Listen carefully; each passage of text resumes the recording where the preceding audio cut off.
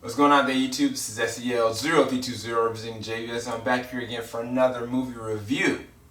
This time, I'm actually doing it very plain and very raw. There's not going to be any kind of edits. Normally I do my post edits and I add in video and excerpts and pictures. I'm literally just going to be recording this straight off the cut. So hopefully y'all are okay with that. This is one of the first time I've done this. But for this movie, I wanted to make sure I go ahead and give y'all my concrete perspective on it, because I'm gonna have to see it again come Saturday because there was so much that happened. I'm talking about the movie Doctor Strange. This is Benedict Cumberbatch as Doctor Strange, Stephen Strange as a doctor.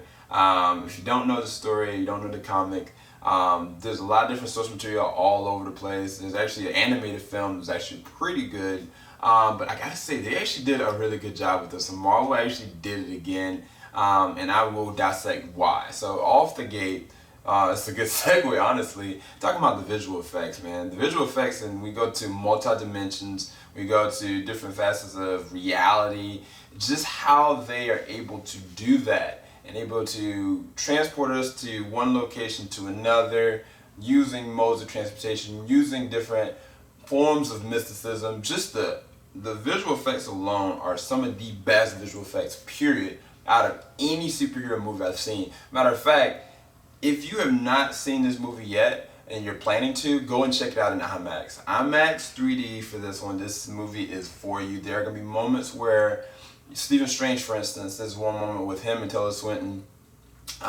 She is the Ancient One. They have their first interaction, and Strange gets literally knocked into a situation where he is moving through dimensions. He's moving through different facets of reality. And there's moments that are so jarring, it might make you feel motion sickness, but it is an amazing visual spectacle. So, like, the way that they take so much consideration with the visuals, just from an environmental standpoint, is amazing. But then the different locations they take it, because there's moments where in the movie you get to see Benedict Cumberbatch, you get to see him kind of going stopping or trying to attempt to stop this actual threats on reality, not just on Earth, but on reality and the existence of it.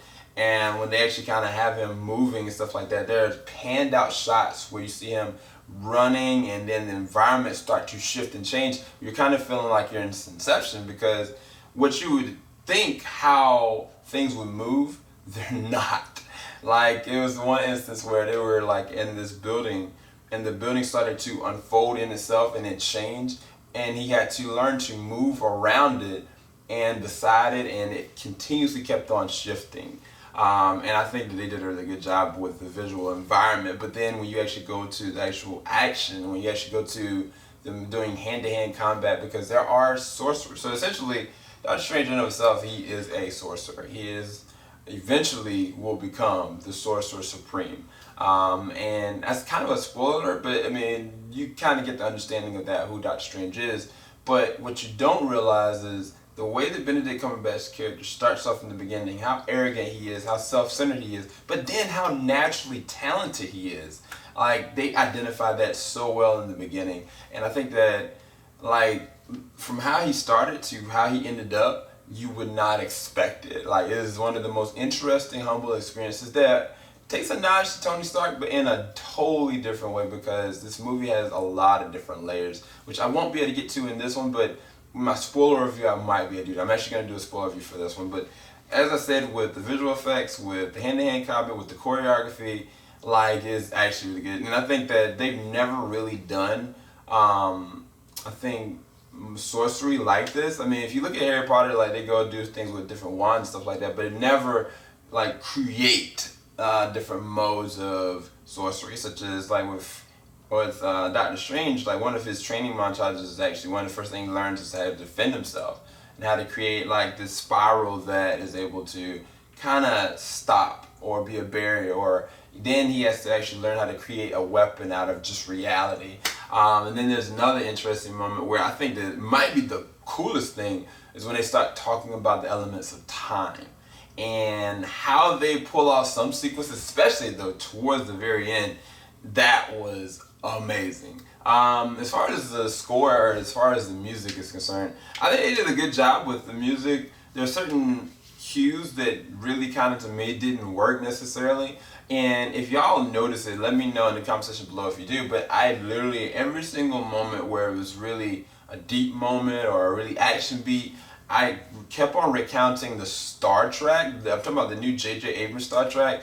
Whoever the composer is for that, I feel like it was the same person, or at least they took nudges from the Star Trek, which is not bad. It's just I was looking for something more authentic. And I think Strange does have his more rhythmic and violent kind of tone certain moments, but I think they did a good job for it was. Just it reminded me of Star Trek. So as far as the actors are concerned, you got Chitwell Ejiofor, who plays Mary Mordo.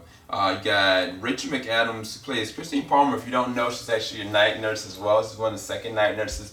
Not the same as Rosario Dawson's, but that was really interesting. You got Benedict Wong, who plays Wong. And then you got the highlights here, Tilda Swinton as the Ancient One, Mads Mikkelsen as, Caecilius. And then, of course, you got Benedict Cumberbatch as Doctor Strange. I gotta say, man, they had amazing roles, and I think everybody committed to them in their own way. For instance, Rachel McAdams, when she interacted with Benedict Cumberbatch, I mean, normally it's kind of really just campy, love this, love that. I think their relationship was very platonic. And the thing about it is, like, there wasn't any motivations for her interacting with him in a loving way based on his character. His character is so, like, I don't know, in your face, just being a jerk and flaunting this. But at the same time, you can tell there's an inner security about him and wanting to help people, not just because he can, but there's something in him that wants to do that. And in the early beginnings, you get to see those relationships, and there's an interesting, strained moment between them two.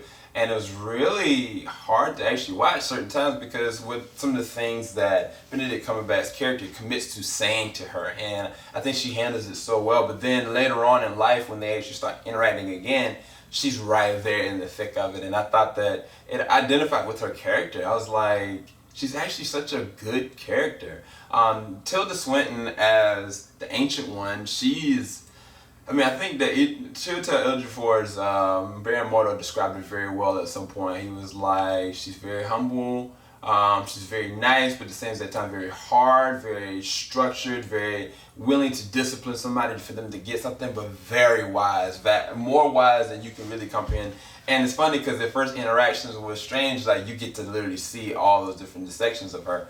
But then there are moments where she's caught in different things. She's caught in different lies and different perils and dangers. And I think one of the most impactful moments in the movie for me was when she had this interesting conversation with Benedict Cumberbatch in the astral plane, which is kind of an astral projection of a person when they get pushed out of their own body towards the end.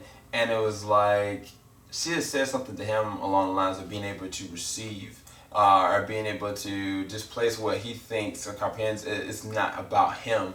And I thought that was one of the most amazing moments in the movie because she defines him as well as herself and her own mortality. And I thought that Tilda Swinton, she just nailed it. You know, like, there are moments where she has to do some interesting combat in the very beginning, and I was like, she is the Ancient One. And, you know, a lot of people were going to say that she could have been, or the character could have been typecast as like an actual, you know, Asian, more defining of the character in the comics. But I think Tilda Swinton, she nailed it, as well as Chitwell Ejiofor as Baron Mordo, because in the very beginning, he actually positioned himself as a really good character. All these characters, one thing I can say, they're not just corrupt just because, or they don't have just defining corruption. They're kind of just there. Like, they are genuine people that go through circumstance in this movie that pushes them into something else, and you get to see what kind of defines them. I think the interesting thing about Benedict's character is, like, as I said, his humbling experience, but more than anything, his willingness to commit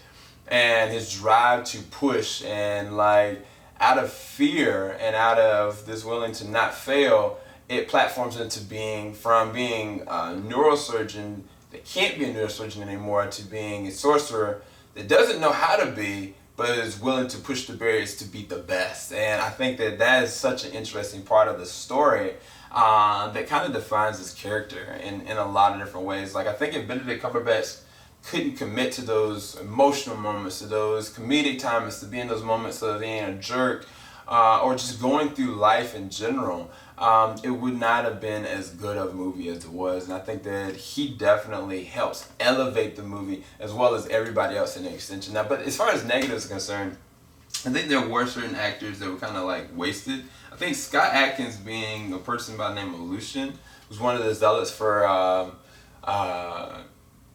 Mad Mikkelsen's villain.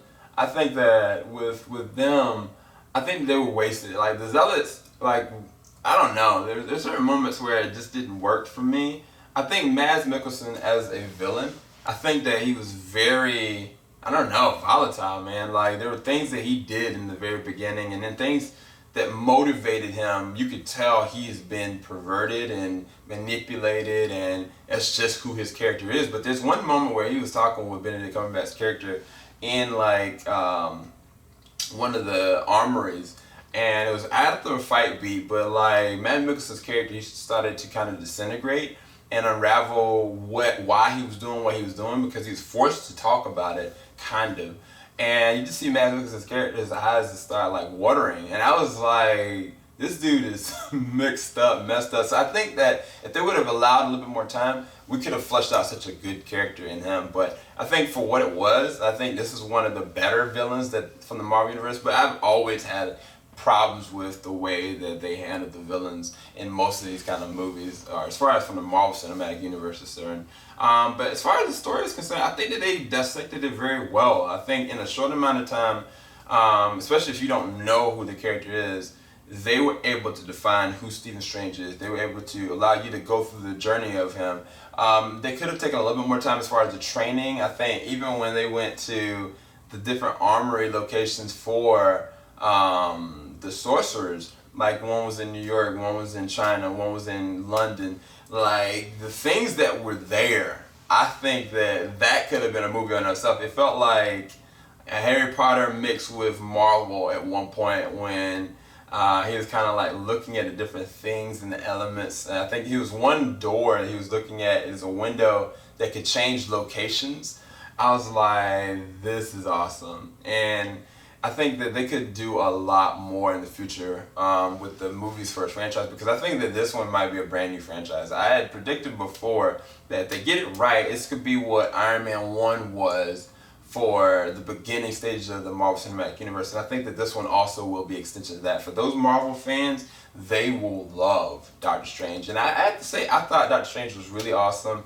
There were moments where I kind of was like, the comedy was just kind of there. And I don't think it really needed to be. I think they could have committed to just keeping this very strange, literally, very different, tonally very different as well, and just kind of sticking with it. I don't think that there were moments that were needed comedy, and I think it'll come off as like the comedic moment just didn't work. But I feel like it wasn't that the actors didn't do well with the comedy. I think that it just didn't need it in this movie. I mean, even like Caecilius, the main villain, he even makes some interesting, funny nudges. There's one interesting thing that does happen towards the very end with even deeper villain that might change the scope of the Marvel Cinematic Universe, depending on how they do it.